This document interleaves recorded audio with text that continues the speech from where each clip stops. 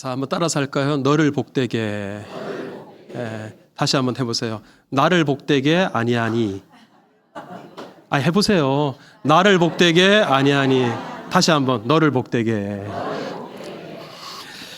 성경에는 복을 받은 사람들이 참 많이 나옵니다. 아브라함이 그랬고 요셉이 그랬고 다윗도 누가 봐도 복 받은 사람이잖아요. 하지만 여러분들이 잘 아시듯 성경에는 복 받은 사람만 나오는 게 아니에요.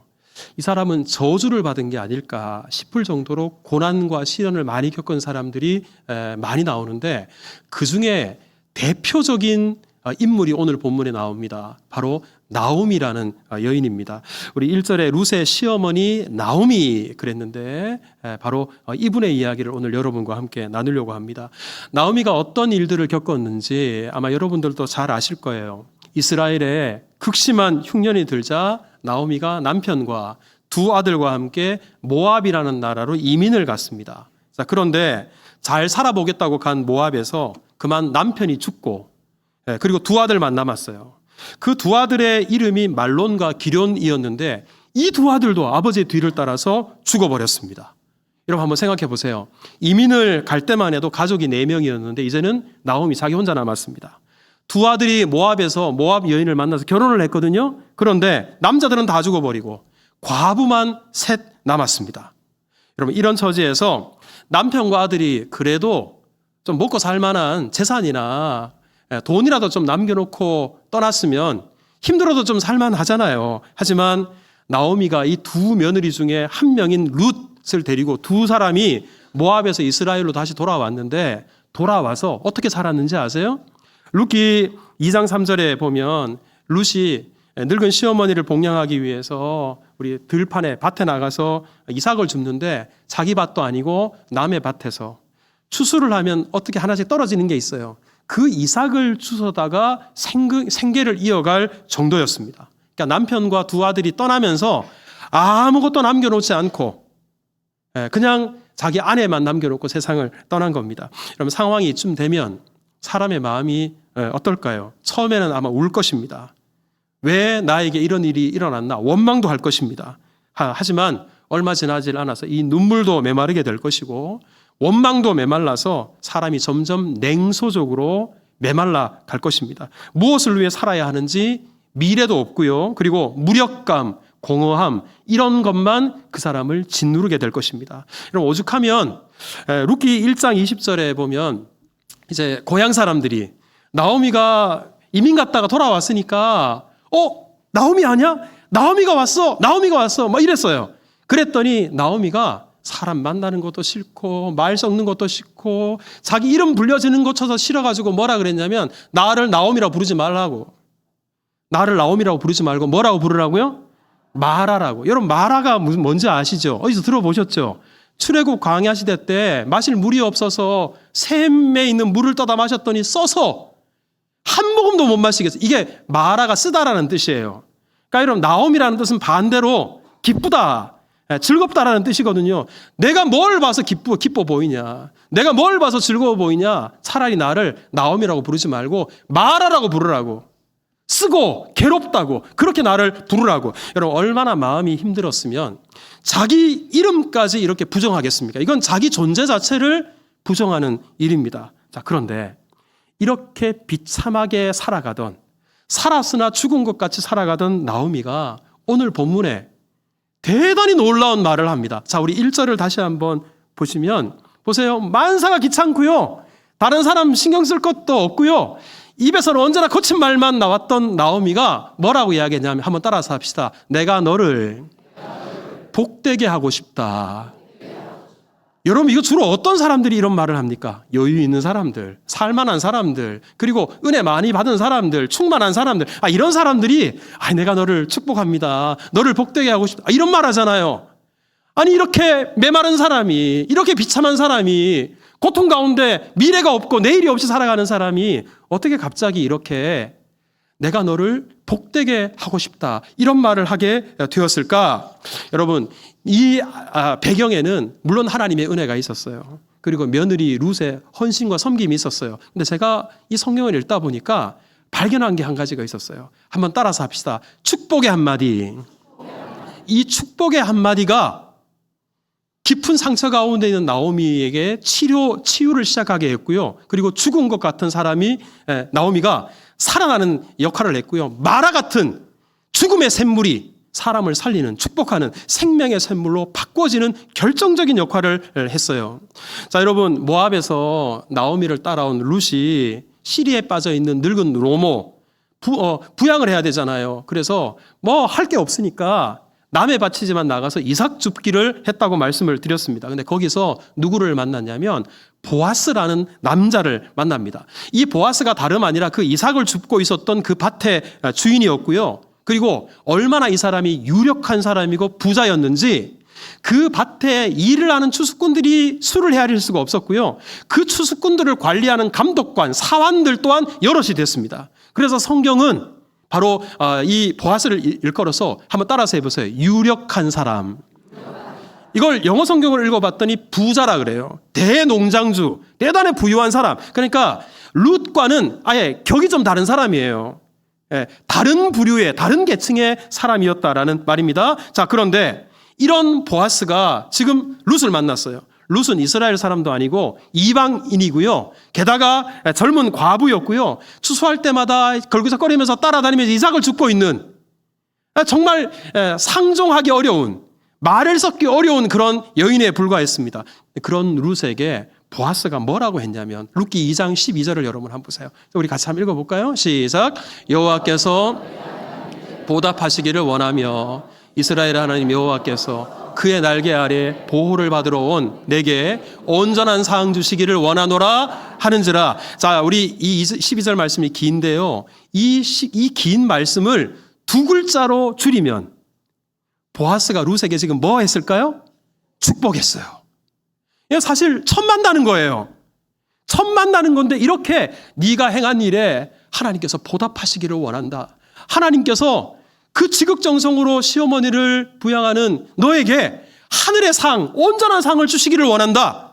아니, 상정도 못할 사람, 자기와 격이 다른 사람, 이 사람에게 어떻게 이렇게 축복할 수 있었을까? 이 보아스라는 사람 안에 축복이 가득 차 있었어요. 여러분, 사실 이 축복의 말을 듣고 룻이 이방의 하찮은 자기를 이렇게 대해주는 것만 해도 고마운데 축복을 아끼지 않은 그 보아스의 말을 듣고 얼마나 감격하고 감동했던지 우리 룻기 2장 13절을 한번 보십시오. 자, 우리 같이 읽읍시다. 시작. 룻이 이르되 내 주여 내가 당신께 은혜 입기를 원하나이다. 나는 당신의 하녀 중에 하나와도 같이 못하오나 당신이 이 하녀를 위로하시고 마음을 기쁘게 하는 말씀을 하셨나이다 하니라. 여러분, 룻 스스로도 자기를 알아요.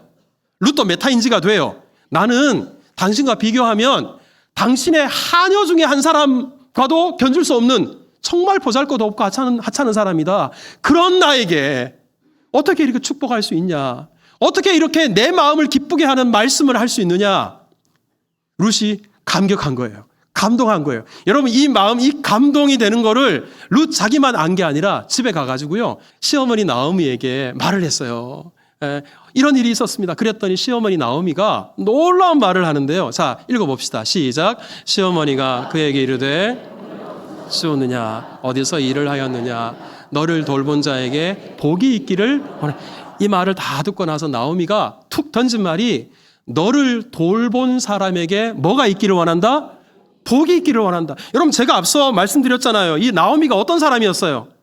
사람 만나기 싫어하는 사람이에요. 말도 섞기 싫어하는 사람이에요. 누가 말이라도 걸면 그냥 자기도 모르게 화가 폭발하고요. 그리고 욕이 먼저 튀어나왔던 그런 사람이에요. 아니, 그런 사람이 자기 며느리가 전해준 그 말을 듣고는 자기도 모르게 너를 돌본 그 사람에게 하나님께서 복 주시기를 원한다. 갑자기 욕이 튀어나왔던 사람, 부정적인 언어가 튀어나왔던 사람의 입술에서 축복의 말이 튀어나왔습니다. 그리고 급기야 오늘 본문 1절에 나오미가 며느리였던 룻에게 말합니다. 내가 너를 뭐하게? 복되게 하여야 하지 않겠느냐. 너에게도 복이 있기를 원한다. 자기 며느리를 축복하는 데까지 이르게 된 것입니다. 여러분, 나오미는 복이라는 단어 자체를 잊어버린 그런 인생이었어요. 그런데도 이제 다른 사람을 축복하는 사람이 되고 말았습니다. 여러분, 축복이 이렇게 귀합니다. 우리가 다른 사람을 칭찬하고 다른 사람에게 축복하는 것, 그냥 이게 단순히 인사의 언어가 아니에요. 그 축복의 말 한마디, 단어 하나가 어떤 사람 마음속에 들어가면 그 상처를 치료하는 역사가 나타나고요. 심지어 죽은 것 같은 심령 속에 생명의 역사를 일으키기 때문에 그렇습니다. 여러분, 워싱턴 대학의 교수이면서 감정 코칭의 세계적인 권위자 우리 존 가트맨이라는 부부가 있어요. 우리 화면에 있는 이분이 워낙 유명해서 우리나라에도 방문하고 책도 여러 편 써냈는데 이 부부 교수가 세계적으로 감정 코칭 그리고 부부관계 이 권위자가 될 수 있었던 것은 표본들 때문인데요. 이 사람들이 무려 36년 동안 몇 년 동안? 36년 동안 몇 쌍의 부부를 관찰했냐면 3,600쌍의 부부를 관찰했대요. 여러분, 한 분야에 30년 이상, 그것도 3,600쌍이니까 7,000명이 넘는 사람들이잖아요. 이런 사람들을 계속해서 관찰하고 나서 부부관계 여기에 대한 데이터를 수집했으니까 이거 얼마나 권위가 있겠어요. 여러분, 이 사람들이 어느 정도냐 그러면 어떤 부부를 만나서 대화를 조금만 나눠봐도 이 부부가 앞으로도 잘 살 건지 아니면 분명히 깨지고 이혼할 건지 대화 몇 마디만 좀 나눠보면 91% 이상 맞춘대요. 여러분, 이게 대단하잖아요. 저도 한번 가서 물어보고 싶어요. 뭐 그렇다고 또 위기가 있나 추측하지는 마십시오. 자, 근데 여러분, 흥미로운 점이 이 가트맨 박사가 이 많은 사람들 부부를 오랜 시간 동안 관찰해 보니까 가정이 깨지는 이유가 처음에는 이 사람이 그렇게 생각했대요. 본질적인 문제 있잖아요. 성격 차이, 외도, 경제적인 문제, 이런 가정을 정말 갈라놓는 이 본질적인 문제 때문에 깨지는 게 아닌가 싶었는데 아니더래요. 그 많은 3,600쌍이 넘는 부부들, 이 부부들 본질적인 문제는 따로 있는데도 항상 한번 따라서 합시다. 말 한마디 때문에 깨지더래요. 우리 화면을 한번 띄우시면 이 위기 가정에서 나타나는 4가지 현상 한번 따라서 해보세요. 비난, 방어, 경멸, 담쌓기. 자, 그런데 이 어려운 말처럼 보이잖아요. 이게 긴 문장이 아니에요. 그럼 비난이라는 게 뭐냐면 주로 부부끼리 대화하면서 당신은 맨날 항상 한 번도 나한테 해준 적 없어. 요 말. 자, 한번 따라서 해서 맨날 그래. 항상 그래. 한 번도 해준 적 없어. 어때요, 여러분? 단어 한 단어씩이에요. 그런데 이게 상대방을 비난합니다. 그러면 비난을 받았으니까 이제 방어를 해야 되잖아요. 한번 따라서 해보세요. 그러는 당신은. 여러분, 문장이 길어요? 그러는 너는.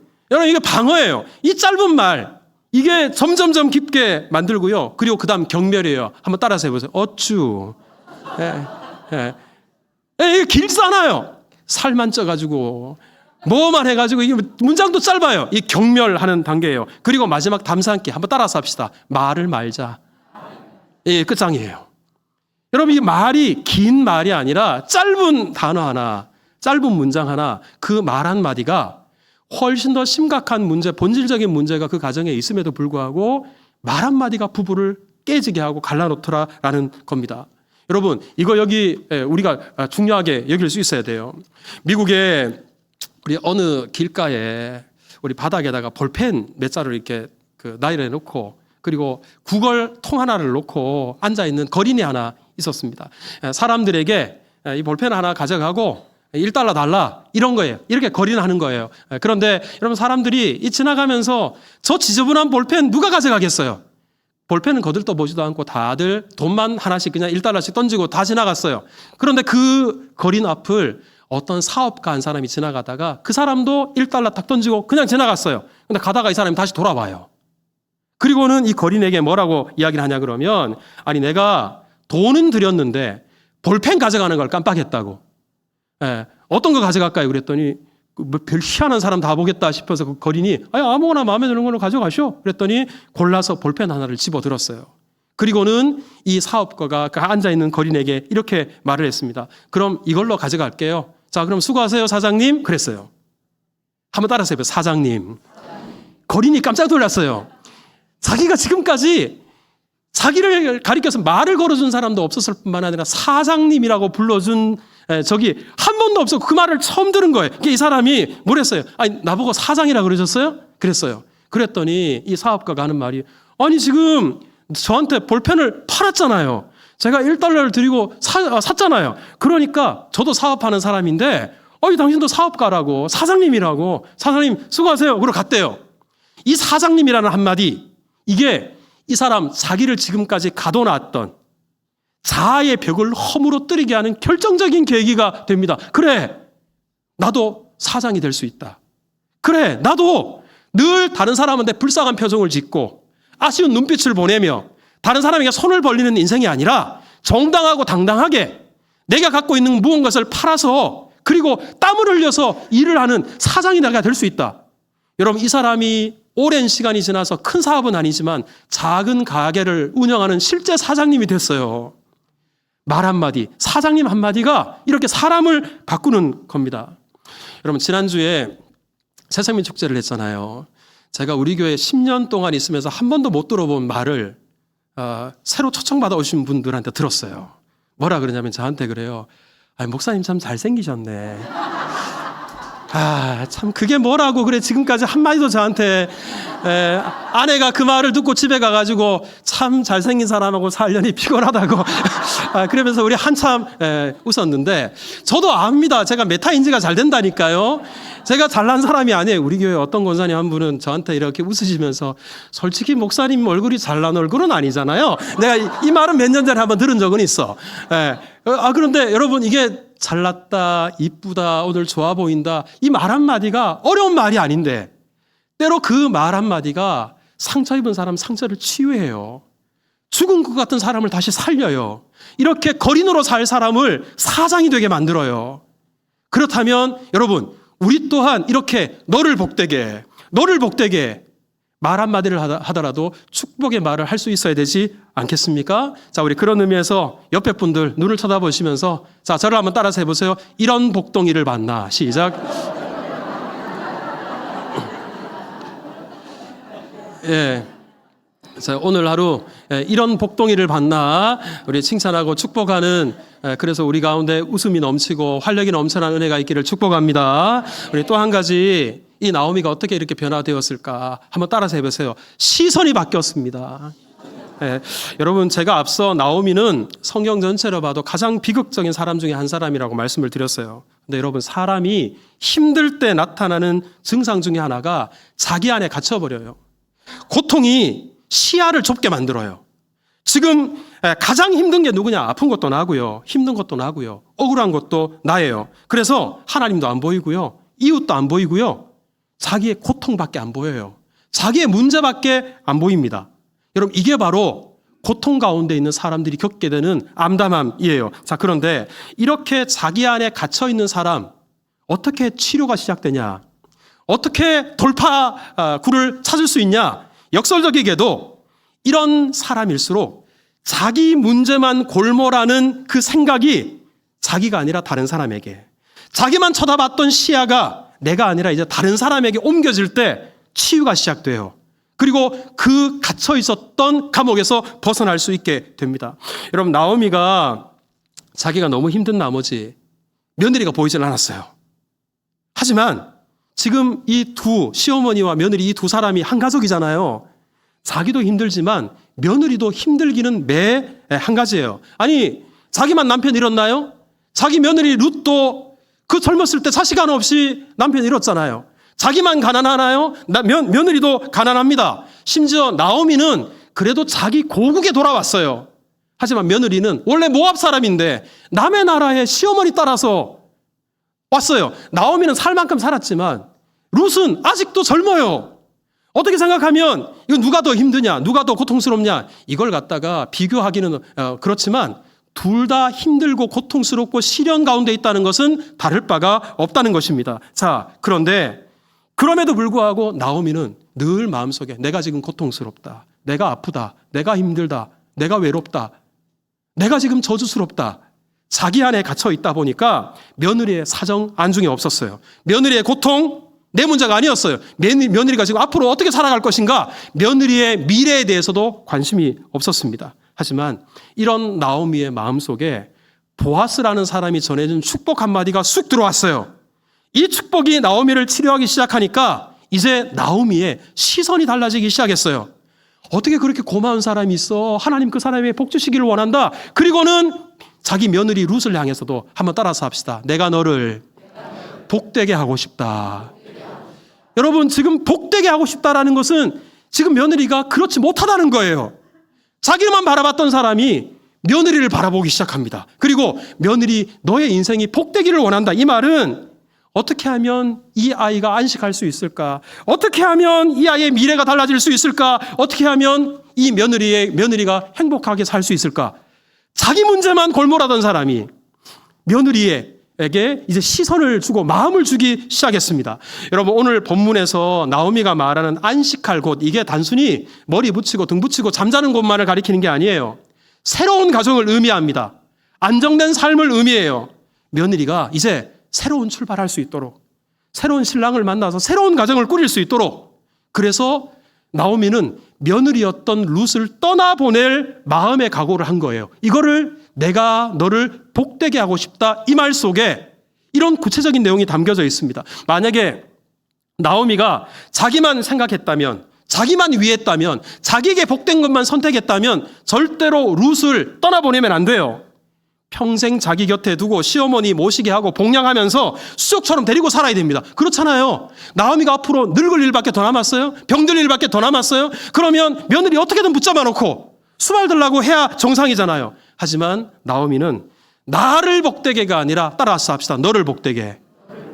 나에게 좋은 것이 아니라 한번 따라서 합시다. 너에게 좋은 것. 여러분, 나에게 갇혀있던 사람이 시야가 며느리에게 향하게 되니까, 다른 사람에게 향하게 되니까 바로 다른 사람을 복되게 하는 사람으로 바꿔지게 된 것입니다. 근데 여러분, 이것이 바로 예수님의 마음이에요. 우리 예수님께서 왜 하늘의 영광 보좌를 버리시고 이 땅에 사람이 되어서 오셨습니까? 왜 죄 없는 예수님께서 십자가에 못 박혀 죽으셨습니까? 우리를 복되게 하시려고, 자기 자신을 내어놓으신 거예요. 자기의 생명을 내어놓으신 거예요.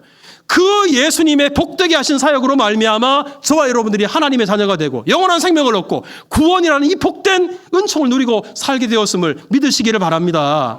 그러면서 예수님께서 우리에게 도전하십니다. 한번 따라서 합시다. 너희도 복되게 하는 인생이 되어라. 여러분, 우리에게도 예수님처럼 작은 예수가 되어서 복되게 하는 인생이 되기를 예수님이 원하십니다.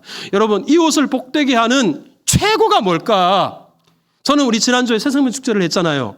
예수님 알지 못하는 영혼들에게 예수님 소개하고 전도하고 정말 우리 이 복된 복음을 받아들이게 하는 것, 이게 저는 최고로 이웃을 복되게 하는 거라고 믿습니다. 그리고 바라기는 우리 지난주에 초청받아 오신 분들이 정말 이 복음의 감격, 은혜 가지고 우리와 함께 하나님을 섬기는 하나님의 자녀가 되기를 축복합니다. 자, 그런데 여기서 그치면 안 돼요. 나오미처럼 나는 과연 가족을 복되게 하고 있나? 아내에게 복된 남편인가? 자식들에게 복된 아버지인가? 그리고 우리 교회 안에서 우리 교우들 중에 나는 과연 복된 성도인가? 직장 동료들 안에서 나는 과연 그 사람을 유익하게 하고 복되게 하는 사람인가? 잠깐 스치고 지나가고 나를 만나는 사람에게 과연 나는 복되게 하는 사람인가? 여러분, 우리가 꼭 예수님 십자가 부활 이렇게만 말해야 전도가 되는 게 아니에요. 이렇게 말하는 것만 복음 전하는 게 아니에요. 우리가 예수 믿는 사람인 줄 다른 사람들이 알아요. 우리가 그리스도인인 것을 알아요. 그 그리스도인이 나의 유익만 쫓아 살아오던 인생이 이제 다른 사람의 유익을 구하고 나를 복되게가 아니라 다른 사람을 복되게 하는 삶, 작은 배려, 작은 양보, 작은 섬김, 작은 헌신, 이것 때문에 우리들의 모습을 통해서 예수님 발견하는 거예요. 우리의 모습을 통해서 그 심령 속에 치유가 일어나고요. 그 죽은 것 같은 심령 속에 생명이 되살아나는 도구가 될 수 있는 겁니다. 여러분, 나를 복되게가 아니라 너를 복되게 하는 일에 쓰임받는 우리가 될 수 있기를 주님의 이름으로 축복합니다. 이렇게 생각하실 수 있어요. 그 목사님 그러면 맨날 너를 복되게 다른 사람만 챙기다가 나는 손해보는 것 아닌가요? 이렇게 생각하실 수 있어요. 하지만 여러분, 나오미가 정말 며느리 룻을 복되게 하기 위해서 보아스랑 맺어줍니다. 그리고 떠나게 돼요. 새로운 출발을 합니다. 그런데 그래서 지금 나오미가 혼자 외롭게 쓸쓸히 늙어갔을까? 그 노년이 비참했을까? 그렇지 않습니다. 룻기 4장 14절을 한번 보십시오. 자, 이 룻이 보아스를 만나서 자식을 낳았어요. 아들을 낳았어요. 자, 사람들이 우리 같이 읽습니다. 시작. 여인들이 찬송할지로다. 여호와께서 오늘 내게 기업 물을 자가 없게 하지 아니하셨도다. 이 아이의 이름이 이스라엘 중에 유명하게 되기를 원하노라. 여기서 마을 사람들이, 꼴보기도 싫었던 마을 사람들이 나오미에게 다가옵니다. 그리고는 나오미로 인해서 하나님을 찬양합니다. 심지어는 그 며느리가 낳은 아들을 일컬어서 한번 따라서 합시다. 나오미의 아들. 나오미의 아들이라 그래요. 손자인데 나오미에게 정말 얼마나 찬사를 보내고 마을 사람들이 기뻐해 주는지 그 영광을 받아요. 여기서 끝이 아닙니다. 룻기 4장 17절을 보시면 다 같이 읽습니다. 시작. 그 여인들이 그에게 이름을 지어주되 나오미에게 아들이 태어났다 하여 그의 이름을 오벳이라 하였는데 그는 다윗의 아버지인 이새의 아버지였더라. 다윗의 아버지였던 이새의 아버지였고요. 훗날 룻과 보아스의 사이에서 예수님이 태어나십니다. 마태복음 1장에 우리 구원하기 위한 믿음의 계보, 예수님의 족보에 룻의 이름이 당당하게 올라가요. 여러분, 나오미가 너를 복되게 이렇게 며느리의 앞날을 열어주었을 때, 자기도 힘들었지만 며느리를 축복했을 때, 그때 자기도 복되게 되었지만 인류의 역사 속에 예수 그리스도께서 이 가문을 통해서 이 땅에 오셔서 우리 모든 인류를 복되게 하는 엄청난 열매, 상상할 수 없는 열매를 맺게 된 것입니다. 여러분, 많은 사람들이 우리가 신앙생활하고 하나님 잘 섬겨서 내가 복을 많이 받아야지 이렇게 생각해요. 여러분, 복 많이 받으십시오. 그런데 여러분, 축복의 완성은 내가 복을 받는 데서 그치면 안 돼요. 이 축복의 완성은 내가 다른 사람을 복되게 할 때 그때 완성이 됩니다. 그럼 창세기 12장에 믿음의 조상 아브라함에게 하나님 복을 주셨어요. 그런데 그 복의 완성을 뭐라고 이야기하셨냐면 한번 따라서 합시다. 너는 복이 될지어다. 너는 복이 될지어다. 다른 사람에게, 다른 사람을 복되게 하는 그런 인생이 되기를 원하셨습니다.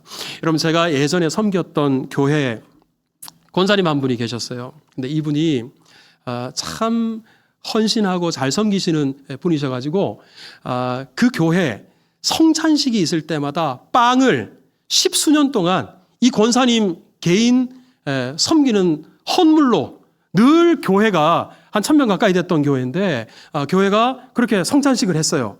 그런데 그 권사님이 그렇게 오래 해왔던 일, 한 번은 교회 새 가족 한 분이 등록을 했어요. 젊은 분이에요. 빵집을 해요. 이분이 교회 교육자실에 와서 부교육자분에게, 잘 모르는 부교육자에게 내가 다가오는 성찬식 때 빵집을 하니까 성찬빵을 좀 섬기고 싶다고. 그랬더니 부목사님이 그 이야기를 듣고 얼마나 좋은 일이에요. 마다할 이유가 어디 있어요. 아유, 권사님 너무 좋으십니다. 정말 감사합니다. 그래서 했어요. 그 다음 주에 난리가 났습니다. 이 권사님이 내가 지금 이 10수년을 해왔는데 왜 이거를 다른 사람한테 주냐고. 내가 이 성찬빵을 섬기면서 하나님께 얼마나 복을 많이 받았는데 내가 죽을 때까지 이거 하려고 그랬다고. 그러니까 여러분, 제가 그때 젊은 목사였거든요. 목사 된 지 얼마 안 되는. 그 이야기를 들으면서, 제가 그 장본인은 아니에요. 근데 제가 그 이야기를 들으면서 제가 어떤 생각이 들었냐면, 내가 이 성찬빵을 섬겨서 복을 받았다면 그 복을 나만 독차지해야 되나. 그 젊은 교회 새로 등록한 그분이 하나님을 섬기고 다른 사람을 섬기려고 하는 좋은 마음을 가지고 그런 마음을 내셨으면, 그것도 좋은 일이다. 내가 섬겨서 내가 복 받는 일도 귀하지만 우리 이 젊은 분이 앞으로 이 교회를 이끌어 나가야 될 텐데 복을 받을 수 있다면 얼마나 귀할까. 다시 한번 따라서 합시다. 나를 복되게가 아니고 큰 소리로 너를 복되게. 이런 마음의 믿음의 분량, 마음의 분량을 갖고 있으면 얼마나 귀하겠어요. 그 같은 교회에 또 제가 아는 권사님 한 분이 있어요. 근데 이 권사님 주변에는 늘 새댁들, 젊은 엄마들이 늘 주변에 몰려 있어요. 이분이 어떤 분이냐면 늘 집도 먼데 주일 일부 예배를 드려요. 교사도 아니에요. 성가대도 아니에요. 근데 주일 일부 예배를 드리고 조용히 나가가지고요. 아기 안고 오는 그 젊은 엄마들 품에서 아기를 빼앗아요. 그리고는 그 아기들 밖에 데리고 나가요. 그러니까 들어가서 예배 드리라고. 사실 아기 키울 때 그 힘들 때 그때 은혜 받아야 되는데, 그때 믿음이 생겨야 되는데, 애들 뒤치다거리 하다가 잠옷실에 애 안고 있으면 말씀 좀 집중하려고 그러면 애 울죠. 기저귀 갈아줘야죠. 뭐 보채죠. 이러면 교회에 와서 예배는 드리고 있지만 말씀 한 절 머릿속에 남는 게 없어요. 그래서 일부 예배를 드리고 나서 그 아기를 들쳐업고 나가는 거예요. 이 권사님이야말로 나를 복되게가 아니라 누구를 복되게? 너를 복되게. 이 얼마나 귀한 일입니까? 저는 우리 교회, 수정교회 우리 성도들을 볼 때 나를 복되게 보다도 너를 복되게 이 믿음으로 신앙생활 하시는 분들이 많아서 참 행복해요. 그래서 저도 이번 우리 안식월 기간 동안에 제가 이 말씀을 읽어 내려가다가 이 말씀 속에서 너를 복되게라는 게 눈에 확 들어왔어요.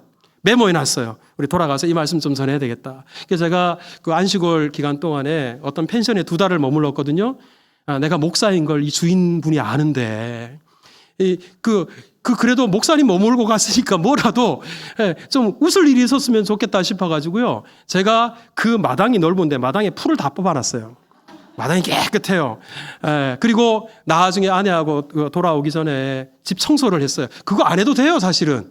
그런데 집주인이 그래도 목사가 머물다 간 자리니까 깔끔하면 좋겠다. 깨끗하면 좋겠다. 그리고 뭐라도 기분이 잠깐이라도 좋았으면 좋겠다. 안 해도 되는 일이지만 그래, 다른 사람을 복되게 하는 사람이면 좋겠다. 이 말씀 준비하면서도 10년 동안 하나님의 은혜로 여기까지 목회를 했는데 이후로 우리 성도들이 생각할 때 정말 성도들을 복되게 하는 목사였으면 좋겠다. 그리고 성도들 한 분 한 분이 우리 다른 성도들을 복되게 하는 성도들이 되었으면 얼마나 좋을까. 우리 교회가 이웃들을 복되게 하고 열방을 복되게 하는 교회가 되면 얼마나 좋을까. 이런 비전을 품어봅니다. 여러분, 오늘 본문의 이 구절이 여러분 눈에도 크게 보여서 다시 한번 너를 복되게, 너를 복되게, 너를 복되게 하는 우리 모두가 될 수 있기를 축복합니다.